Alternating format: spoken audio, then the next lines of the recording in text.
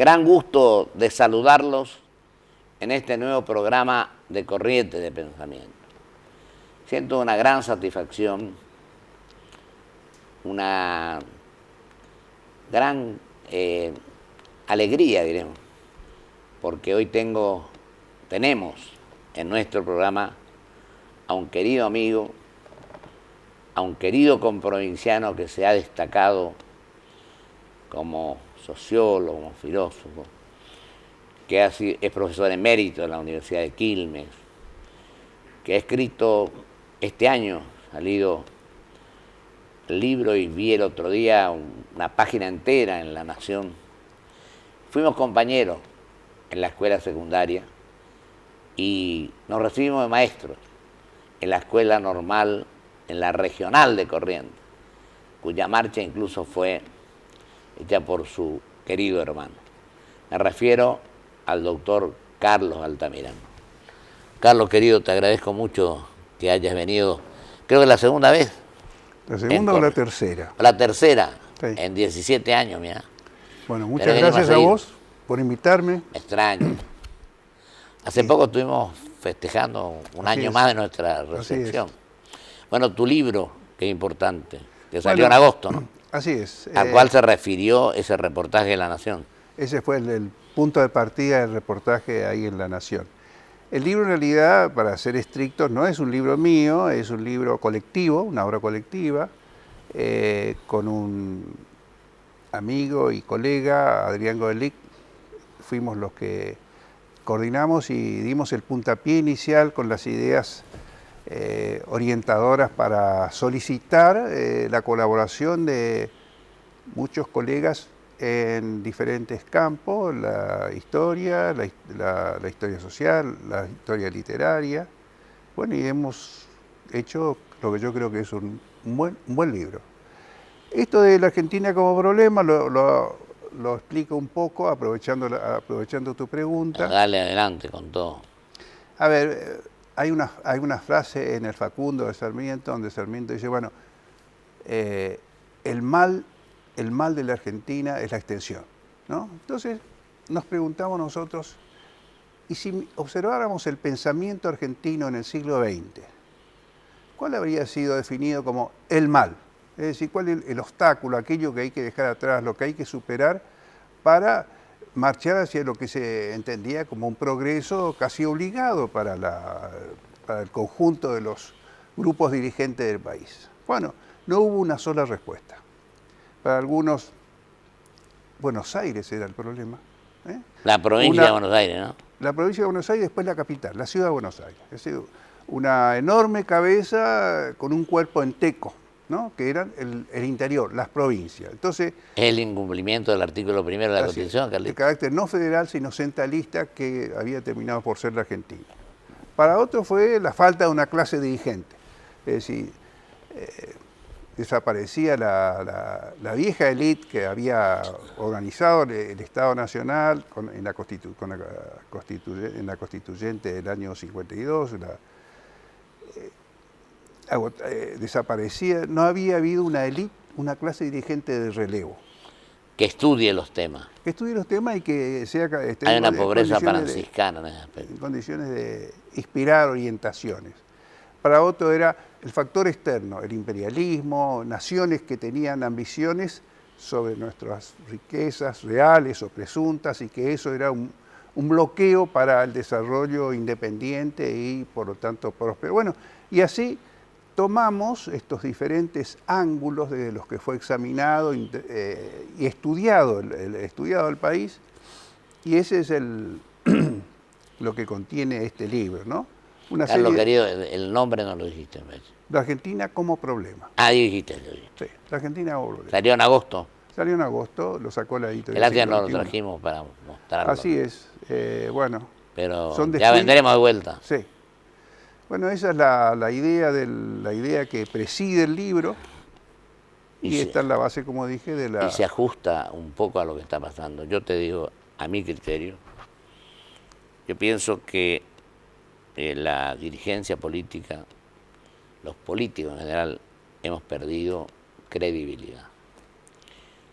Primero porque, bueno, nos conocemos de que estudiamos. Cuando pedíamos que no nos tocara que nos llamen los profesores, vos eras segundo en la lista, Sí. Abás Altamirano. Bueno, yo me saludaba un poco más porque estaba allá en la R. Y bueno, te decía yo que vos ves el Congreso. He leído hace 2 días que desde el año 83 a la fecha no se sacan tan pocas leyes ni se trabaja como corresponde. Pues yo digo, sostengo, y hoy me tocó hablar en la SAD y dije esto. Yo creo que tenemos que aprender todos los días y seguir estudiando. Yo decía, uno de los motivos por el cual incluso estableció este programa es para aprender de los invitados, para estudiar un poco, para no decir tengo sueño hoy, leer un poco y actualizarse si a esta altura los acontecimientos. Yo he vivido a los políticos en 2 partes. Al simple político lo único que pretende es sacar un voto más o un voto menos, y al hombre de Estado. Y ahí tenemos al único presidente correntino que tuvimos para mí, que es don Arturo Frondizi, que fue un verdadero estadista. Así es. Porque cuando toma una medida sabe las consecuencias que va a producir y también trabaja para las futuras generaciones, que eso es lo importante. Así es. Mira, el caso de Arturo Frondizi es un ejemplo de cosas que nos ocurren, porque este reconocimiento a la figura de Frondizi, que ahora yo diría que es bastante generalizado. Exacto, ¿cómo ha subido? ¿No? Porque si hubiéramos hecho una encuesta, no se hacía en esa época, pero en 1962, era muy grande el grupo que o fue indiferente. Exacto. O apoyó la destitución de Frondizi. Y si uno se pone a hacer el balance, finalmente lo que él proponía era reemplazar un modelo de desarrollo basado en la producción agraria, el modelo exportador agrario que le había dado un gran impulso a la modernización de la Argentina. La industria automotriz, la batalla del petróleo. Bueno, y él propone variar de eje. La otra había una palabra importante en el vocabulario de Frondizi, era integración, ¿no? Que era la integración nacional, la integración de las diferentes partes del país, por una parte, y una manera de decir que el peronismo tenía que ser integrado a la vida cívica, que era uno de los problemas que estaba... Terminar con la proscripción. Eso es, que dejó abierta la institución de Perón en el año 55, que la cuestión era, bueno, ¿y qué hacer con este sector que era un sector numeroso, ¿no? Para algunos había que continuar hasta que se extirpara el último yuyo peronista. Para él había que crear las condiciones para que se integre de nuevo a la vida política. Sí, así es. Bueno. Y yo te digo una cosa, Carlito, te interrumpo ahí. Sí. Cuando estudiábamos nosotros, yo al primer Perón, teníamos 10, 12, 15 años, yo discrepé muchas cosas, pero lo acepto al Perón que volvió. Cuando el abrazo con Balbín, cuando se vino con otro espíritu, con otro propósito. Así, en el 73. Claro, sí. Totalmente. Él viene con 2 lecciones aprendidas, diría yo, ¿no? Una de la experiencia argentina. Exacto. Sobre la que pudo reflexionar en el exilio. Y la otra de la experiencia europea. También. Había una frase de él que era: la Argentina es un país muy politizado, pero sin cultura política, ¿no? Esto quería decir también sin el hábito del debate, la conversación, el acuerdo, la discrepancia, porque una comunidad cívica plural, como no puede no ser una sociedad moderna, tiene que admitir todos esos aspectos de lo que es construir una sociedad democrática a la altura de estos tiempos. Bueno, entonces ese Perón efectivamente vino, como él decía, ¿no? Ya como un león herbívoro, lo que quería decir, había aprendido y tenía un espíritu... De la distancia, 20 años fuera. El asunto de la deriva oscura es esa que va a llevar a la creación de la AAA y bueno, ese capítulo... Eso hay que borrarlo. Así. Pero por ejemplo, don Vicente Serrano Lima, que habló de tregua, amnistía y pacificación, él tuvo una gran confianza. Porque en el fondo aplicó la justicia social, pero fue un conservador popular en el fondo. Esta es la verdad. Nos quedan 10 minutos. ¿Y cómo estás viendo hoy la situación política? Lo de Frondizi te iba a decir algo que me olvidé. Entonces los partidos golpeaban la puerta de los cuarteles, en realidad. Así es. Cosa que terminó, por suerte. Y a él lo echan porque habla con el Che Guevara, fue el desemboque del tema. Sí, y ese es otro, mira, ese es otro... Ese es un error garrafal. Ahí Frondizi quiso jugar como serían las ligas mayores, porque era ofrecerse como mediador para ver si podía hacer zafar a Cuba del conflicto estratégico. Un pedido del presidente de Estados Unidos, de Kennedy. El conflicto estratégico, el conflicto entre las superpotencias, sacar a Cuba de esa... Exacto, de ese ese antagonismo que era sacar América Latina de la frontera de la Guerra Fría. Y realizó una política exterior extraordinaria. Yo creo que ningún presidente argentino tuvo lo que él tuvo cuando fue a Japón, cuando fue a todos lados. Incluso un gesto de grandeza, me cuentan los que estuvieron, porque nosotros éramos todavía... me dicen que cuando él sabía que lo iban a derrocar, esto lo dije varias veces acá, lo llama al presidente Kennedy y dice: señor presidente, dentro de pocas horas voy a ser derrocado por las Fuerzas Armadas de mi país. Yo le solicito que usted siga apoyando a mi país, como lo ha hecho mientras yo estoy a cargo de la presidencia. Y es donde intervino don Julio Llanarte, que lo hizo jurar al presidente provisional del Senado, a Guido, Sí. en lugar de que el general Poggi jurara a la Casa de Gobierno. Antes de que llegara Poggi a la Casa de Gobierno. Exacto. Porque si allí marchaba Poggi, ¿no? Exactamente. Bueno, Bueno, ¿y cómo estás viendo ahora, Carlito? y bueno, la situación, a ver, la situación heredada por este gobierno efectivamente fue complicada. Complicada. Pero yo creo que está lo que se señala repetidamente, que no sinceró la situación de entrada, dado que iba a llamar a los argentinos al sacrificio.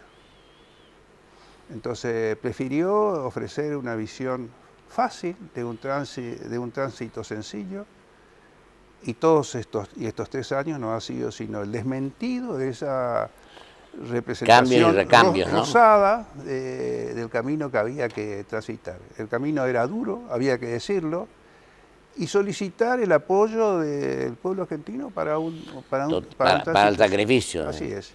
Yo digo siempre que a la gente en la campaña hay que decirle lo que va a hacer después. Así es. Que es lo que tratamos de hacer nosotros cuando nos tocó, pero porque aunque no le guste, tenés que decir la verdad. Pues después peor es el desánimo y la desesperanza, la falta de ilusión, ¿no? Y el asunto del descreimiento. Cuando alguien ha ofrecido algo y no ha estado a la altura de su ofrecimiento, claro. ¿no? Es decir, bueno, vamos a establecer una economía de mercado. Es muy difícil hacerlo en la Argentina. Yo creo, ¿sabes qué? ¿Cuál es mi rol, el que yo le asigno al Estado? El que establece la Constitución. Un Estado árbitro. Ni el Estado empresario ni el Estado inexistente. Porque tiene que haber normas que puedan evitar las transgresiones. Con un partido de fútbol, hoy hablábamos con vos de Boca River antes de entrar a grabar, al programa, perdón. Y vos me preguntás el resultado del domingo. Y yo digo, si no hay un árbitro que evite que se lleven por delante, un Estado inductor, un Estado promotor, un Estado que evite que los más fuertes se lleven por delante a los más débiles y que promueva el bienestar general, como lo dice el preámbulo de la Constitución. Así es. Que lo dice la Constitución, sí, no estamos inventando nada. Bueno, esa es para mí esa situación, es la que estamos viviendo ahora. Gran incertidumbre respecto de lo que nos reserva, no el futuro muy lejano, sino el año que viene. El año que viene, ¿no? Donde van a empezar a pagarse vencimientos con el fondo que adelantó. Y sobre todo, Carlos, si te parece, ¿vos no crees que hace falta diálogo, que hace falta no tenerle miedo a la inteligencia y convocar a los mejores? Tenemos 40 millones, porque el cargo de presidente puede ser difícil, yo no lo conozco, bueno, pero tenemos 40 millones de argentinos. Y si vos no le tenés miedo a la inteligencia, buscá a los mejores. Esa es una... Del partido que fuere. Tiene que haber una disposición a aceptar, reconocer, escuchar el punto de vista contrario al de uno. Esto es fácil de afirmar, pero no fácil de practicar. A veces nosotros hay como un espíritu de guerra civil que atraviesa la Argentina que es horrible. Yo ya tengo una muletilla que digo siempre, la discrepancia enriquece, la obsecuencia perjudica. Así es. A lo mejor yo cometí ese error en algún momento, pero en este momento, a esta altura de mi vida, creo eso. Y esto creo que es fundamental. Sí, es necesario eso, escucharse y admitir que estamos en problemas, que se puede salir, pero que se puede... A ver, para tomar una fórmula esa del país que nos merecemos, mirá, Sí. yo creo que el país que hemos construido, este país no ha caído del cielo, también lo hemos construido. Efectivamente. También nuestra responsabilidad está en esto y este también es el país que nos merecemos. Entonces, el país que nos mereceríamos es aquel que requiera de nuestro esfuerzo, una colaboración. Y creo que los políticos están en deuda. Y Creo que todo un poco también los gremialistas pueden ser, los empresarios también. así es, lo que se llaman las clases, los grupos dirigentes. Exacto. Es decir, aquellos cuyo poder pesa más que la del ciudadano corriente, el ciudadano de a pie. Tenemos 6 minutos y que expresarte con total tranquilidad todavía. Bueno, vuelvo entonces al libro. Sí, dice, tranquilo. bueno, este libro, ¿qué destino? Me han preguntado, y me gustaría que ayude a Aclarar un poco. que colabore a la generación de este espíritu. Me preocupa una sociedad, porque una sociedad polarizada no da lugar al pensamiento razonable. Exactamente, es muy bueno lo que decís. Entonces, crear una situación que haga de la razonabilidad política. Totalmente. Bueno, seguramente no hay un solo modo de concebir cómo pueden ser los caminos a través de los cuales la Argentina puede superar este trance y encontrar un porvenir, porque durante estos últimos 30 años el pasado ha capturado, en la discusión del pasado ha capturado mucho. Te iba a decir eso, ¿vos no crees que estamos todavía peleando por el pasado en lugar de pensar en el mediano o largo plazo? Yo, efectivamente, tendríamos que trabajar para que el pasado... Yo no leí tu libro todavía, pero lo quiero leer. El pasado pase.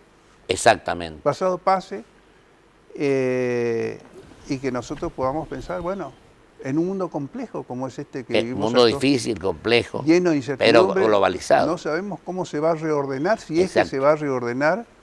Lo que uno ve es que el mundo que salió, no solo ya de la Segunda Guerra Mundial, sino el mundo que salió después de la caída del muro de Berlín y que se pensaba que, bueno, se iniciaba una nueva era, se hablaba del fin de la historia, etcétera. Todo eso ahora, ese edificio arruinado, ninguna de esas profecías Lo se más han mucho cumplido. Alperín ahí en tu reportaje. Mucho.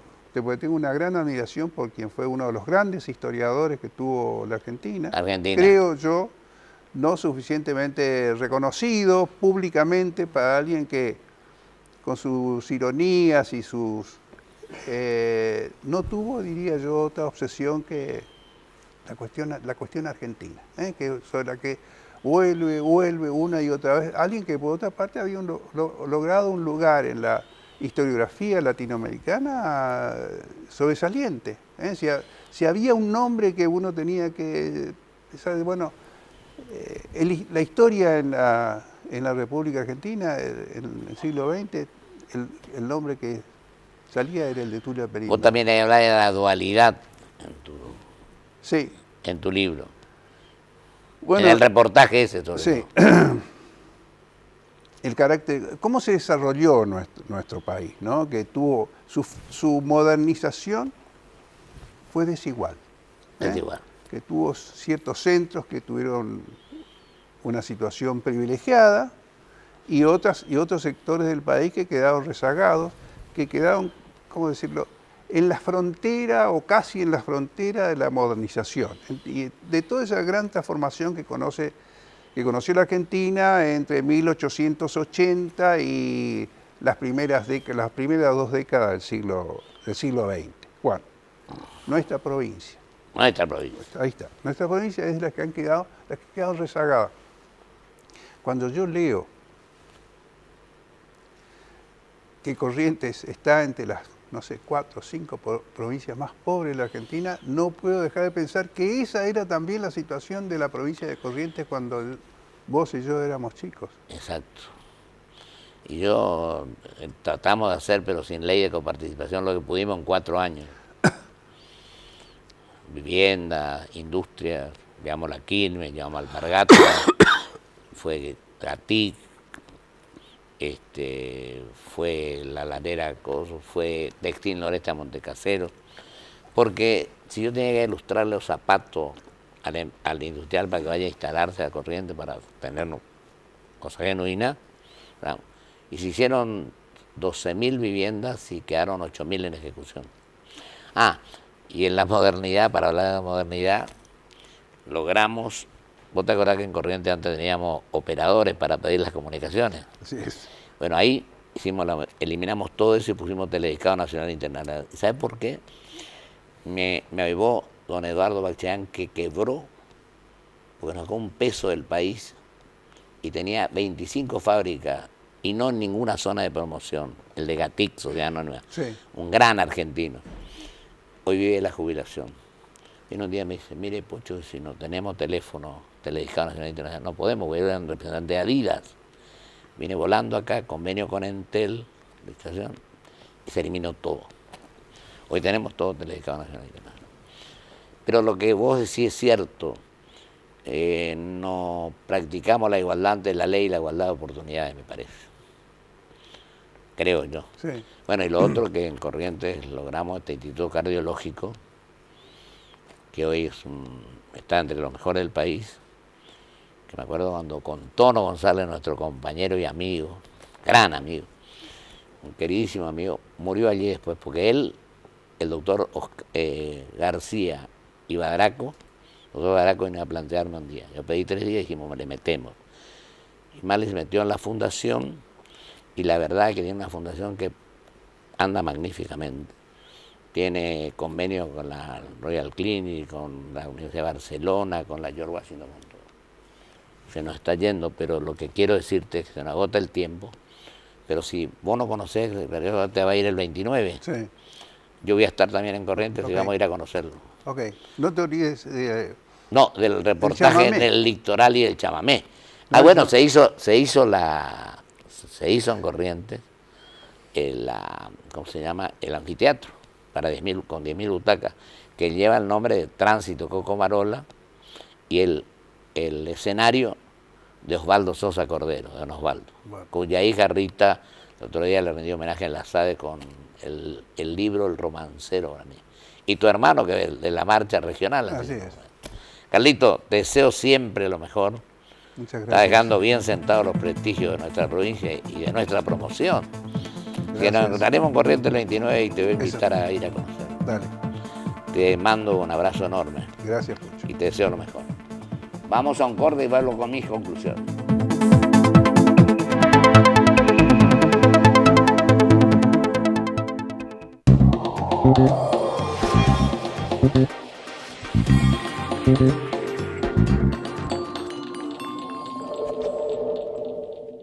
Grupo Petersen, desde 1920, construyendo el país.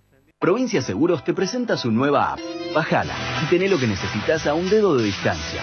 Accede a tus pólizas, a la tarjeta de circulación y Mercosur, siniestros, denuncia y seguimiento online, asistencia al vehículo. Planificás y manejás tu tiempo porque sabés al instante dónde está el auxilio y mucho más. Todo lo que necesitas a un dedo de distancia. Nuestro compromiso es con vos. Provincia Seguros, una empresa del Grupo Provincia. ¿Qué es crecer para vos? ¿Pudiste entrar, Abu?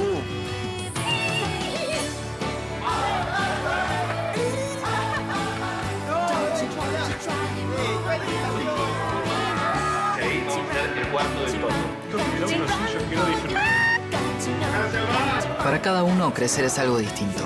Lo importante es tener quien te acompañe. ¿Te parece que hice un video? Banco Ciudad, te quiere ver crecer. Bueno, gente, Inés se compró la remera que estaba buscando. Aprovechó el ahorro de Vamos los Jueves. Lástima lo de Rubén, lo único. Lo confundieron con una aceituna negra en el patio de comidas. y lo atravesaron con un escarbadientes. Tuvo mala suerte, porque fue en la cabeza. Pero bueno, así es Vamos los Jueves. Hoy estamos, mañana no estamos. IRSA. Somos la mayor empresa argentina inversora en bienes raíces. IRSA. Líderes en real estate. Cuando somos libres para movernos, todo es posible. Start Your Impossible. Toyota. Osdeneo 1825.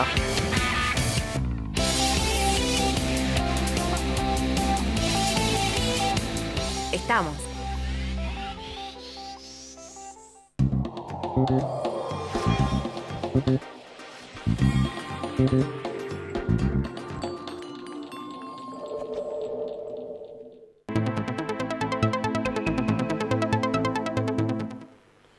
Era más importante hablar con mi querido amigo Carlos Altamirano, así que me despido, nos quedamos sin tiempo, hasta el próximo jueves con el doctor Eugenio Semino, defensor de los jubilados. Muchísimas gracias.